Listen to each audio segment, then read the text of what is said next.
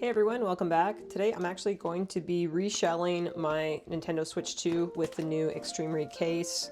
This is a full shell swap. It's got the backplate, it's got the Joy-Con shell in there, and this is the Cosmic Purple. And this is purchased with my own money, so it's not a sponsored video, but I do like to reshell my Nintendo Switches, and I've done a lot of them from the original ones to the OLED. To the Switch Lite, and I am very familiar with these shell swaps. Now they can be a little bit on the hard side to, do a swap if you're not used to it. So just beware if you are looking to do this mod. Again, you want to be very careful and take your time. And there's a lot of different parts in here. So depending on how you want to customize it, like I'm gonna probably keep my buttons the same ones instead of using the clear ones, and that's just for visibility's sake, but they also include the colored ones, so you have a lot of options in these kits with what you want to do, how you want to customize it. You don't need to make it all 100% clear purple. Again, you can keep some of the buttons, the main buttons, if you want, to add a little bit more of a contrast in the shell. They do give you some tools in the box. I don't really recommend using these ones if you've got like an iFixit kit or something. Like that's a more quality tool, but these will do the job if you want to use those.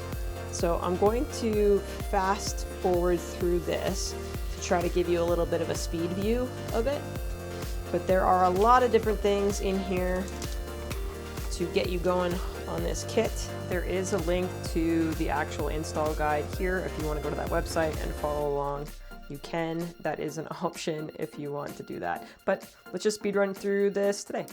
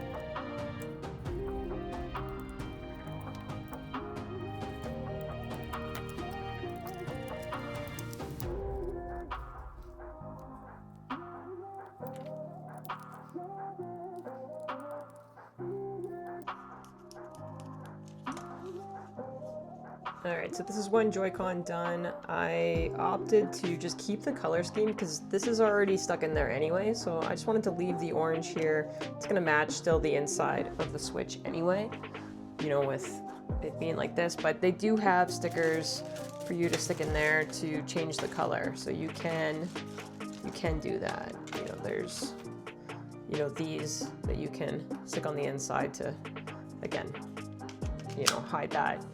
Now I'm going to do the same thing for this side and just use the actual shell part and copy paste. But if you want a full guide, again, go to this website. This isn't a guide. This is just me showing you what I'm doing to my Switch too, and I think it's pretty cool, but you don't have to do this. It's a little more involved, and there's a lot of pieces. It's easy to, you know, mess this up, so you want to make sure that you take your time. I have not even looked at the guide. I'm just winging it on this, and, you know, so far just winging it. I'm figuring it out as I go, which is great. But this can get more complex. You know, you get a little more detail oriented if you want to swap those pieces out. But again, with the color scheme, I'm going to leave it because you can't change this part right here. So I might as well just keep it orange on there. And then I like having the actual buttons, you know, drawn out again instead of having, you know, clear buttons where it's a little harder to read the lettering. But I like having it like this. So, I mean, down the road, if I want to replace buttons, I can. And that guide from the website from eXtremeRate will get you there if you want something a little more detailed.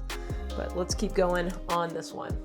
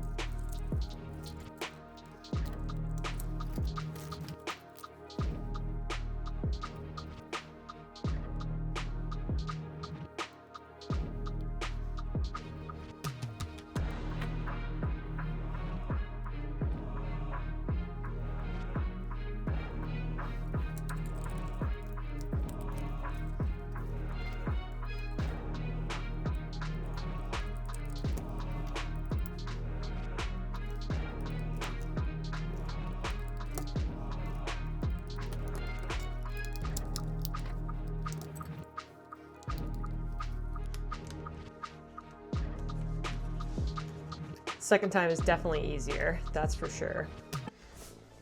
All right, I've chickened out on doing the backplate, and here's why. There are screws that are hidden underneath this sticker, so if I pull this up, it's never gonna go back down the way it was supposed to. Like, you're gonna see that it's been pried up. And because this is so new, I'm gonna wait until my warranty is expired with Nintendo before I touch that backplate, because it's gonna be very clear that I've been inside the device. And so again, for warranty purposes, I'm just gonna leave that alone. With the Joy-Cons at least, like, yeah, you can change these out, and once you take them apart, there's a little piece of plastic that kind of breaks off. And I think that's like a tamper measure for Nintendo to check out. But I mean, if you had issues with the Joy-Cons, you could buy new ones. You can swap them back to the shells, whatever you want. But it is going to avoid the warranty if you try to send them in for warranty like this. But I'm not too worried about the Joy-Cons. I've repaired those a lot for the original Switch. So if there was an issue, I'd probably just fix it myself. But just so you know that when you open this, there is that little plastic tab that kind of breaks off. I saw it on both of them. And so when you do that, that does happen. But still looks really cool with even the regular backplate on it. I mean, of course, it's going to be cooler if you can swap that out too. But if you have a case like the D-Brand Kill Switch or something where it's covering here, or the Jsaux one where it's covering this, it's not as big of a deal, right? I mean, the Joy-Cons are what's really extra cool. So if you want to pick one of those up, I'll leave a link to it in the description. Again, this is not sponsored, but it is a little bit tricky of an install. And again, I didn't use any reference guides. I just went for it, tried to figure it out as I go. You can see that, you know, sometimes I lose track of where the screws are supposed to go, but just going off of memory, it's kind of a fun puzzle for me to do. But again, this is not a real guide. A guide is linked in the description for the actual eXtremeRate guide that you should follow if you're going to do this. But it is a cool little mod and swap for your Switch 2. So if you enjoyed this, hit that like button, leave me a comment, and subscribe if you haven't already. Take care until the next one.